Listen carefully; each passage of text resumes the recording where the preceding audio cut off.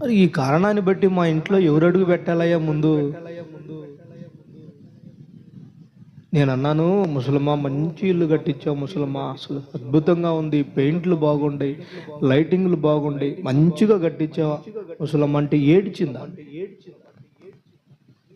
ఎంత ఏడ్చిందో. ఒకవేళ నేనేమన్నా అడగకూడని మాట ఏమన్నా అడిగానేమో నేను బాధపడుతున్నా. ఏడ్చి ఏడ్చి ఏడ్చి ఏడ్చి పైడి చెంగుతో కన్నీళ్లు దుడుచుకొని ఆమె పలికే మాట ఏంటో తెలుసా?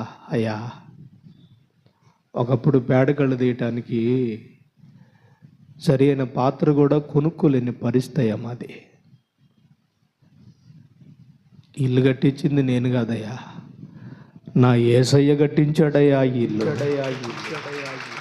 ఇది ఆయన భిక్షయ్యా, ఇది ఆయన దయయ్యా, ఇది ఆయన కనికరమయ్యా.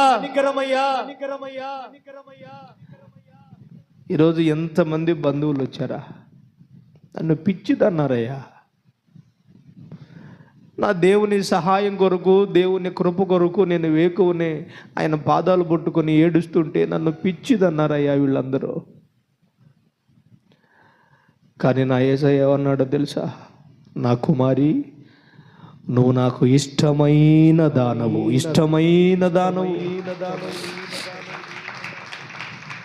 ఈరోజు ఈ దేవుని వాక్యాన్ని వింటున్న మీ అందరికీ కూడా నా దేవుని ప్రేరణలో చెబుతున్న మాట ఏంటో తెలుసా? ఒకవేళ ఇప్పుడు మీ స్థితిగతులు దయనీయమైన జీవితంలో ఉండి ఉండొచ్చు. అప్పుల సమస్యలు, ఆర్థిక ఇబ్బందులు, కలతలు, కన్నీళ్ళు, కుటుంబాల్లో సమాధానం లేని పరిస్థితులు, నీకేమో నా దేవుణ్ణే పట్టుకొని నా దేవుని సహాయం కొరకు ఎదురు చూడాలి, నా ప్రభువే ఏదైనా కార్యం చేయాలి అనే మంచి తలంపులు నీ మదిలో మెదులుతూ ఉంటాయి. నీకేమో ప్రతికూలమైన పరిస్థితులు. నేను చెప్పనా, నా ప్రభు నీతో చెప్పమన్నాడు, నీ స్థితి ఎప్పుడు ఇలానే ఉండదు. నా తండ్రి నీ జీవితంలో నీ స్థితిగతులన్నీ ఆయన కృపతో మార్చబోతా ఉన్నాడు. విశ్వాసం ఉంటే కొట్టు గట్టిగా చెప్పట్టు. నీ స్థితి ఎప్పుడు ఇలానే ఉండదు. ఎప్పుడు కన్నీళ్లలో, కష్టాలలో, కృంగుబాటుల్లో, నిందలలో, ఆవేదనలలో, శ్రమలలో బ్రతకాలని కోరుకుంటారు మనుషులు. బ్రతకాలని కోరుకుంటారు మనుషులు, కానీ దేవుడు కోరుకోడు. దేవుడు ఏం చేస్తాడో తెలుసా?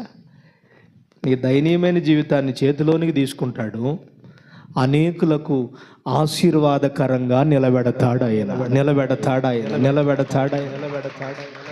ఇది కళా నిజమా అన్నట్లుగా నా తండ్రి చేస్తాడు. ఆమేన్, ఆమేన్. నా తండ్రి నిశ్చయముగా అది జరిగించునుగాక.